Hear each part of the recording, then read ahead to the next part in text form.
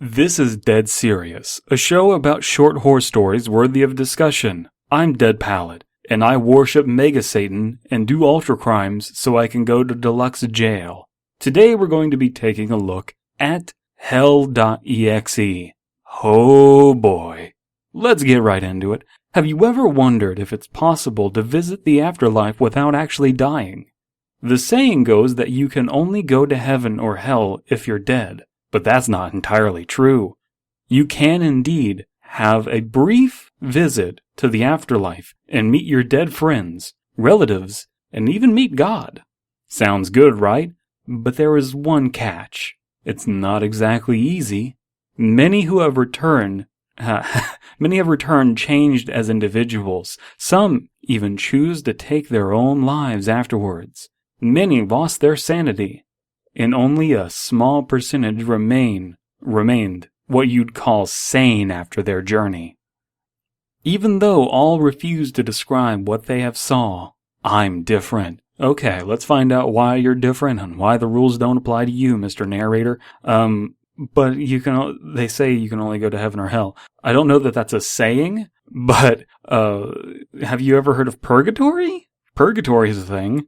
I'm fairly certain that that's like, all Christians believe in purgatory, right? I'm not confused, right? Okay, whatever. I have been to both heaven and hell several times, and in this article, okay, it's an article, cool. I'm going to describe how to visit hell and meet some of your dead relatives that have sinned throughout their mortal lives.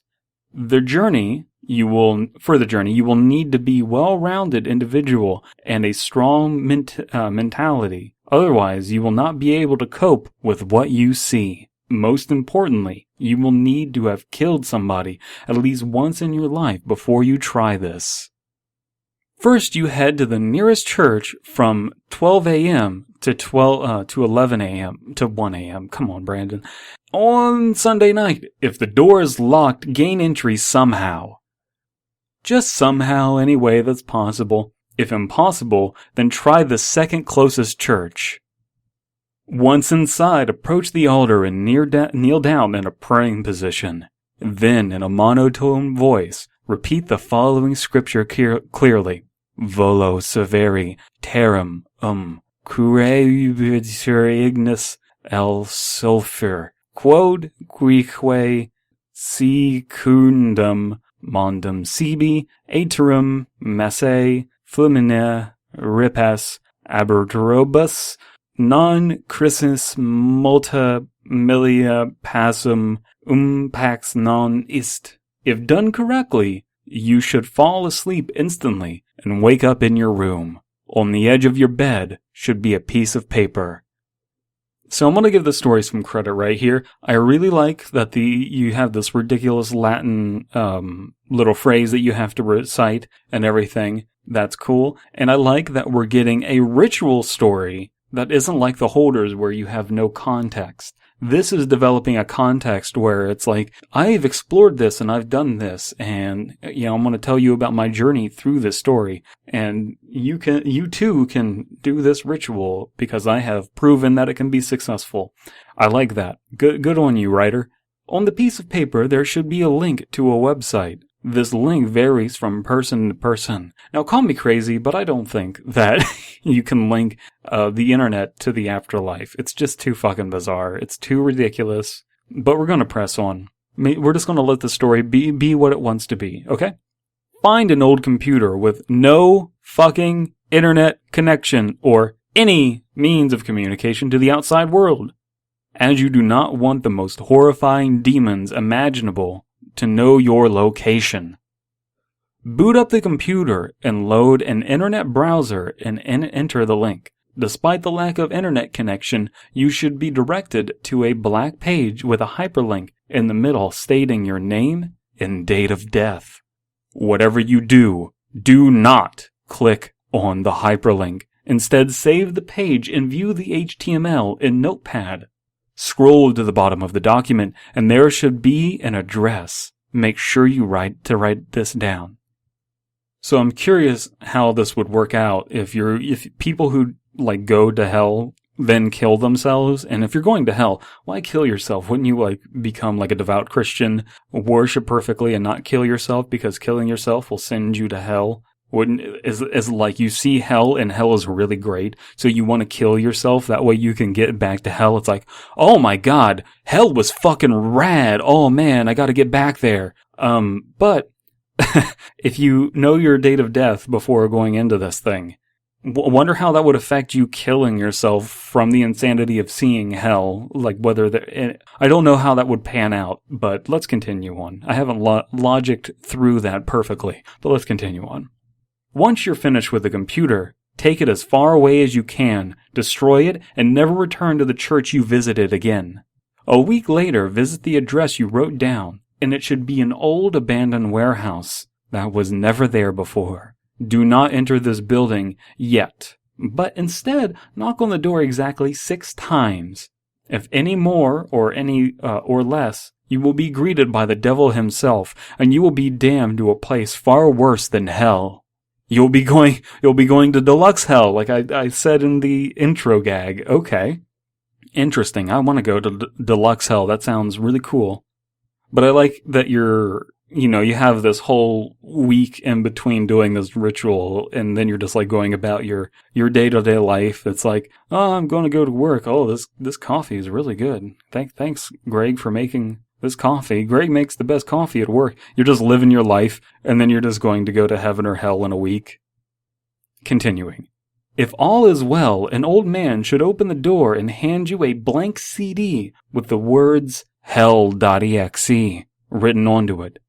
Run this on another PC you're willing to sacrifice with no inward or outward communication. On the CD should be 2 files, Diablo.jpg and HELL.EXE. Do not fucking view Diablo.jpg. It will cause you to rip your eyes out. Don't worry, it does not have a thumbnail. Just run HELL.EXE. So thus far, to get to heaven or to hell, temporarily, we gotta sacrifice 2 computers. And I have a working theory now. I think that our author here, who abandoned these computers, abandoned them at a trash can, a dumpster in Detroit, and those are the computer. That's the computer that our protagonist in Barbie.avi was looking at. Instantly, your monitor should start flickering, and gruesome pictures of mutilated corpses of your dead relatives should flash on and off your screen. Then a window should pop up with 2 buttons, one saying, come, and the other saying, leave. Now this is your chance to turn back. If you want to visit hell, then click come. If not, click leave, and you will fall unconscious and wake up on your bed with no memory. HELL.EXE even existed, and all your devices of its existence will be lost. If you come, the window will close, and your computer will spontaneously combust along with the CD. Okay, so if this is happening, you better fucking explain. You better fucking explain how you have memories of HELL.EXE. I will... Okay, let's hope that they know what they're doing here, because that'd be a hilarious plot hole. Do not leave your room you're in. Just let the flames spread until the heat knocks you unconscious. You should wake up in a hospital bed in a dark room with no clothes on. Ooh, hot. Do not get out of bed, just lay there. After about 5 minutes, 2 people should enter the room. You cannot be any clearer on this. I cannot be any clearer on this. Just keep your eyes tight shut when they approach your bed. If you look at them even once, they will rip you to pieces. They will discuss you in familiar voices how unfortunate your death was, and describe in complete detail. This applies to your date of death you found on the website. Cover your ears if you do not want to hear your own fate. Afterwards, they should leave the room hastily. Wait about 10 minutes, then exit the room. Once you have exited the room, you should be in a very long corridor with the lights out. Start walking down the corridor. Once you've walked about 3 kilometers, all of the lights should turn on. When this happens, run as fast as you can down the corridor until you've reached the fire escape door. Throw yourself at the door at full force, and then slam the door shut behind you as soon as you burst through. You are now in limbo. You just said that there's no fucking such thing as purgatory or limbo, you mother... Oh, well, I guess they didn't say that it wasn't a thing, but still, it's like, it is fucking bizarre. Okay, so let's get the whole thing clear. There are the levels now. What we know about is heaven. There is limbo. There's hell, and then there's deluxe hell. Okay, all right. Then there's the human world. Your surroundings should be a large desert-like wasteland with no signs of life. Search the vast emptiness for a sharp rock or a cliff edge, something you can use to end your own life. As in order to reach the gates of hell, you need to kill yourself in limbo. Be cautious when exploring. Even though this isn't hell, there are still some monsters lurking in the caverns that will try to turn you into one of them. They are not as dangerous as the monsters you encounter in hell. These are just unbaptized souls cast into limbo to expend eternity endlessly. To expend eternity endlessly, exploring the dark, endless caverns systems. What? Before you kill yourself, you must remove your eyes from their sockets and deafen yourself somehow. You should have a sense of touch, taste, and smell left. You cannot ever see that or hear hell, if you value your sanity, that is. Don't worry. Once you've returned to the human world, you would have all your senses back. When you wish to leave hell, simply shout in Latin, this Latin phrase as loud as you can, "Es non satis." I cannot give any more instructions because I feel I will give away more information. I'll be putting myself at risk. But there is somebody who recorded their findings, a man named Ian McGlowan. Ian McGlowan? I wonder if we should be doing this entire thing in an Irish accent now. He successfully went to hell and returned. Are we talking about Ireland? Shortly after he returned, he brutally murdered most of his family and then hung himself. When they found his body, there was a note in his possession. In the note, he described what he saw in detail. And here we have Ian's note. Let's just power through this and get out Ian's note. If you are reading this, then I have done the unforgivable. I have killed the people I care about the most in the manner possible. The worst possible manner. But I did save them from a fate worse than a painful death. Last week I tried to visit my dead father in hell. He was a raging alcoholic that would come home from the pub and beat me and my mother. He died a pub, so okay, I guess we are talking about Ireland. He died of liver disease when I was 13. We were really talking about Ireland. I wanted to see him get what he deserved. What I saw in hell was something mortals should never experience in their lifetimes. After blinding, deafening, and finally killing myself in that fucking wasteland, I awoke in what felt like a furnace. It was so excruciatingly hot I couldn't move. I began to hear voices in my head, and they all said the same thing. Help me. The voices of so many people I knew that had died. The voices grew louder and louder, and my surroundings grew hotter and hotter until everything stopped. And then I saw something I cannot begin to describe. I saw every sin and act of violence, greed, bloodlust, and gluttony played out at the same time in my head. Aren't violence and bloodlust the same thing?